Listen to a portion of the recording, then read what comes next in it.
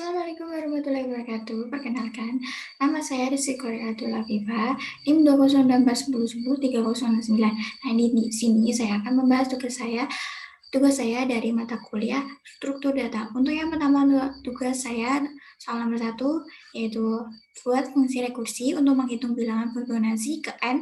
Gunakan fungsi yang Anda buat untuk menghitung bilangan Fibonacci ke 5, 7, 10.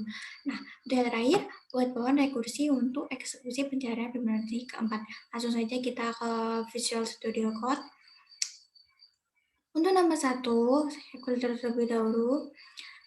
Untuk nomor 1, dia Fibonacci A. Jika A lebih dari 1, return Fibonacci A-1 plus Fibonacci A-2. Elif A sama dengan 0, return 0. Elif A sama dengan 1, return 1. Nah, kita jalani perintah-perintahnya juga ya. Langsung saja kita run. Nah, untuk hasil dari runnya seperti ini. Bila Fibonacci keempatnya adalah 3, kelima adalah 5, ke-7 adalah 13, ke-10 adalah 15. Untuk selanjutnya saya akan tampilkan pohon rekursinya. Nah, untuk pohon rekursinya dari soal nomor 1 tersebut kan ada Fibonacci 4. Nah, Fibonacci 4-nya itu seperti ini. Fibonacci 4, N sama dengan 1. Nah, N-nya kan 4, jadi 4 min 1 plus 4 min 2. Nah, untuk hasilnya sendiri saya blok warna ungu ini. Nah, untuk jika dijumlahkan kan hasilnya 3. Nah, sama jika kita menjalankan program di Visual Studio Code. Nah, ini hasilnya Fibonacci keempat adalah 3. Nah, maka dari itu, bangun rekursif tersebut juga bisa menjadikan alat atau cara untuk kita untuk menyelesaikan dari soalan nomor 1. Untuk soal nomor 2, buat fungsi rekursi untuk mengecek apakah sebuah bilangan integer merupakan palindrom atau bukan. Gunakan fungsi yang Anda buat untuk memeriksa list tersebut apakah palindrom 1, 2, 3, 4, 4, 3, 2, 1. Buat pohon rekursif untuk mengeksekusi pengecekan list berikut 1, 2, 3, 4, 4, 3, 2, 1. Nah, langsung saja kita ke Visual Studio Code. Nah, untuk nomor 2, nah ini nomor 2 kita ada palindrom tersebut len X kurang dari 2, artinya jumlahnya. Nah, setelah itu kita ada elif juga di sini. Nah, untuk gak usah lama-lama, kita langsung aja run. Untuk hasil runnya sendiri kita tampilkan. Nah, ini ya true, berarti angka tersebut itu adalah benar palindrom gitu. Nah, saya akan tampilkan dari pohon rekursifnya ya. Untuk pohon rekursif nomor 2 seperti ini. Nah, tidak berbeda jauh sih sama si Visual Studio Code, cuman kayak berbeda tempat aja sih gitu. Nah, untuk hasilnya true karena memenuhi statement pertama. Nah, statement seperti ini gitu. Terus sampai statementnya ke terakhir. Untuk selanjutnya kita bahas yang soal nomor 3. Soal nomor 3 yaitu antrian bank. Nah, antrian bank di sini ada data operasi. Nah, untuk yang data panggil bilangan lebih dari 0 yang mempresentasikan nomor yang saat ini dilayani kasir. Antrian bilangan lebih dari 0 yang mempresentasikan nomor nasabah terakhir yang mengambil nomor antrian. Yang untuk operasi A panggil menaikkan nilai panggil sebanyak 1.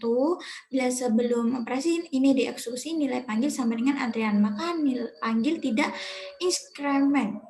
Nah, bisa dilanjutkan ya untuk antrian, get panggil, get antrian. Nah, untuk tugas soal 3 itu ada lanjutannya, yaitu implementasikan ADT antrian bank menjadi struktur data. Gunakan struktur data Anda untuk mensimulasikan kejadian berikut. Satu nasabah mengambil nomor antrian, satu nasabah mengambil nomor antrian, satu nasabah mengambil nomor antrian, satu nasabah dilayani sampai berempat kali, terus satu nasabah mengambil nomor antrian, terus yang terakhir satu nasabah dilayani. Langsung saja kita ke Visual Studio Code. Nah, untuk yang latihan 3 ini saya tampilkan dulu ya.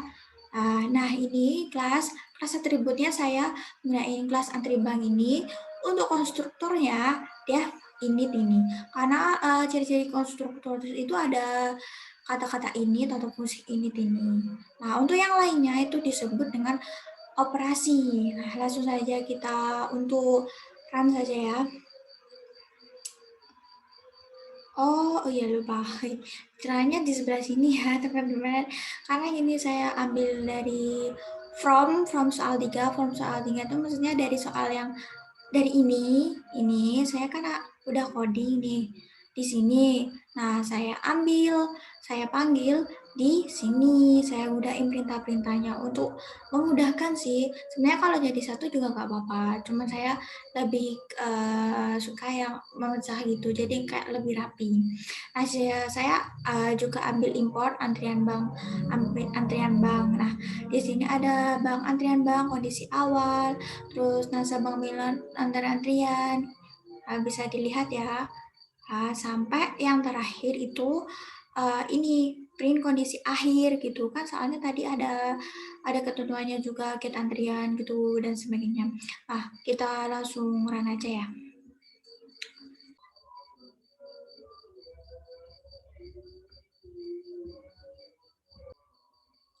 Saya lanjutkan karena ada kendala. Nah, untuk yang selanjutnya kondisi awal itu seperti ini. Nasabah mengambil nomor antrian A saya kasih aja. Nah, lebih enaknya kan? Wait.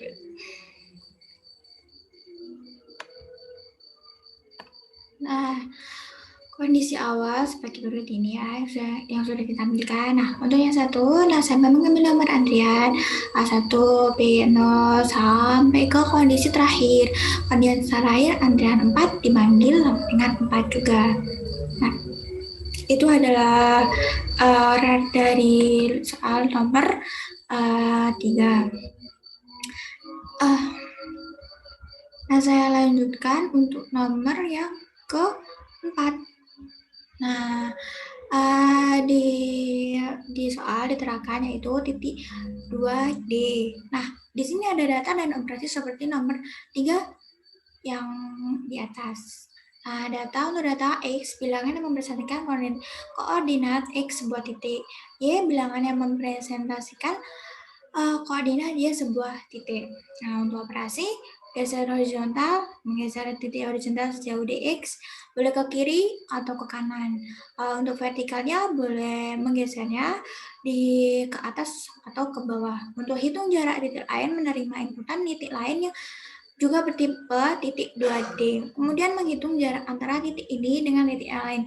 Mengembalikan nilai return value atau ini mengembalikan nilai itu return value ya teman-teman, jarak dari nilai positif. Nah, get X mengembalikan nilai X, get Y mengembalikan nilai Y. Selanjutnya, implementasikan ADT.2D jadi struktur data. Gunakan struktur data Anda untuk mensimulasikan kejadian berikut. Buat titik T1 dengan koordinat awal 2,3. Buat titik 2 dengan koordinat awal 4,5. Geserlah titik 1 ke kiri sebanyak 3 satuan. Geserlah titik 1 ke bawah sebanyak 7 satuan. Tampilkan koordinat T1 saat ini. Geserlah T2 ke kanan sebanyak 15 satuan. Geserlah T2 ke atas sebanyak 9 satuan. Tampilkan koordinat T2 saat ini. Tampilkan jarak T1 dengan T2. Nah, langsung saja kita lanjutkan ke Visual Studio Code. Nah, ini untuk soal nomor 4 tadi, kelas atribut yang saya gunakan itu kelas titik ya. Nah, untuk definite ya, konstruktor seperti yang saya bilang tadi. Nah, untuk yang lainnya itu adalah operasi. Nah, saya jelaskan ya.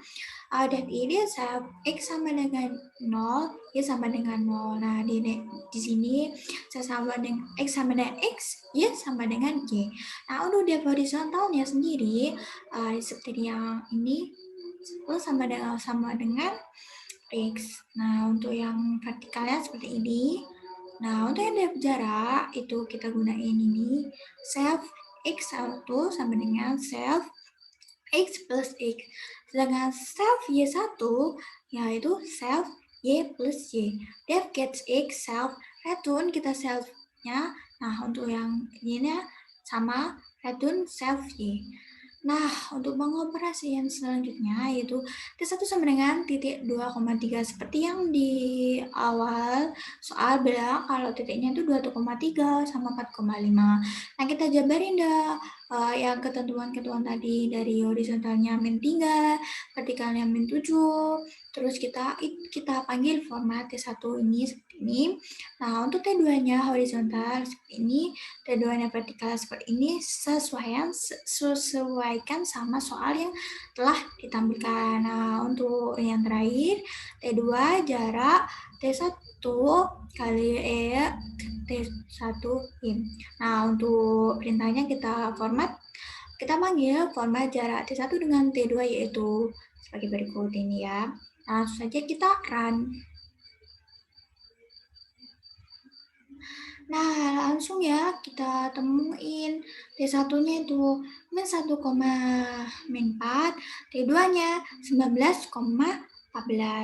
Jarak T1 dengan T2 yaitu X18 dan X10.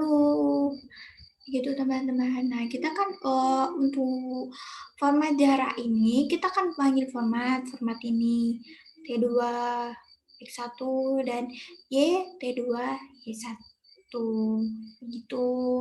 Untuk hasil T1 dan T2 ini bisa dilihat di ini ya, di line nomor 28 sama line nomor 31. Nah, ini kan kita